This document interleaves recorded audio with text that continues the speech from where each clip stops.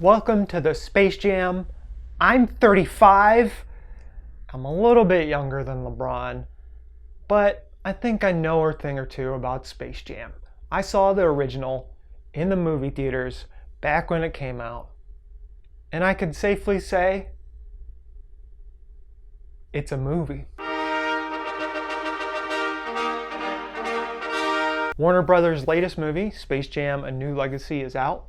LeBron James is in the main role, whereas the original was Michael Jordan. This time you have an algorithm named Al G Rhythm, played by Don Cheadle. Okay, and has nothing to do with space this time. They do fly around in a spaceship through all the intellectual properties of Warner Brothers, and I've seen all the reviews. I've read all the reactions on Twitter and on the internet, and you know what? Yeah, it is just a huge intellectual property dump of Warner Brothers stuff. They take advantage of Game of Thrones, The Matrix, a bunch of other stuff, the old Space Jam movie. It's kind of weird for sure. It's kind of really weird. It's taking advantage of the movies we've grown up to love that Warner Brothers has made.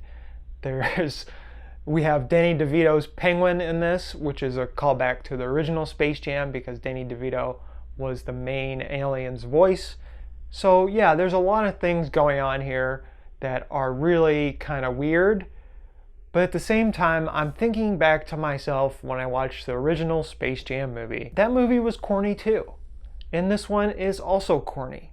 Now, I don't have any nostalgia attached to this one, so I've seen it as an adult, through an adult lens, and it's not good, but I guarantee if I went back and watched the original Space Jam, I would say that it's probably not good either. These movies are made for kids, as long as the kids enjoy them, and just like the original, this one has a good message. In the original Space Jam, Michael Jordan's overcoming anxiety of being he's perceiving himself as a failure, and then going through the Toon Squad, Monstars, Goon Squad matchup, he realizes that he's not a failure and he can achieve greatness once again. In this one, LeBron James is an overbearing father, and he has to learn that just because he was great at basketball, that maybe his kids aren't all the same. And these are fictionalized versions of his kid, so they're not his real kids, but I have to assume he's probably had these conversations about balancing what you want to do in life and with the entertainment stuff.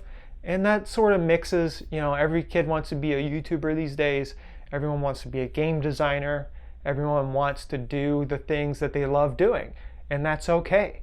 And LeBron has to come and understand that his son's goals in life are not the same as his. And as a father, I understand that. It's something I have to balance with when my child gets older and I see her following her dreams.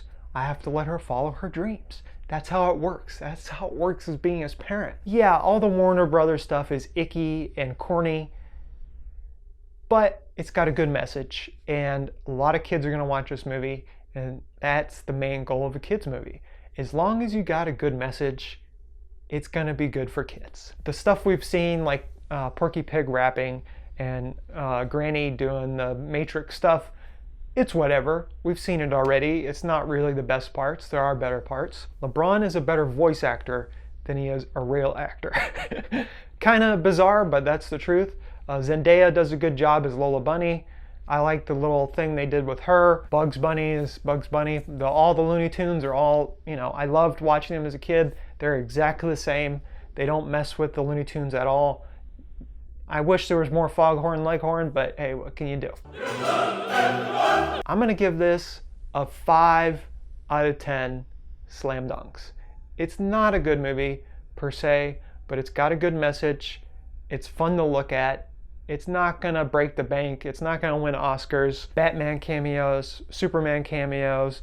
Literally every Warner Brother character possible makes a cameo in this movie. And you're going to either hate that or like that. So, I didn't really care either way. Doesn't matter to me. It's a movie studio doing a thing that they want to do. It's going to happen in Disney. It's going to happen in all the other ones too. So I'm okay with that. I'm sure we'll get an A24 multiverse at some point. I will say Don Cheadle had fun. He was just corny all the way through, and it was fun to watch. Un esercito di prodi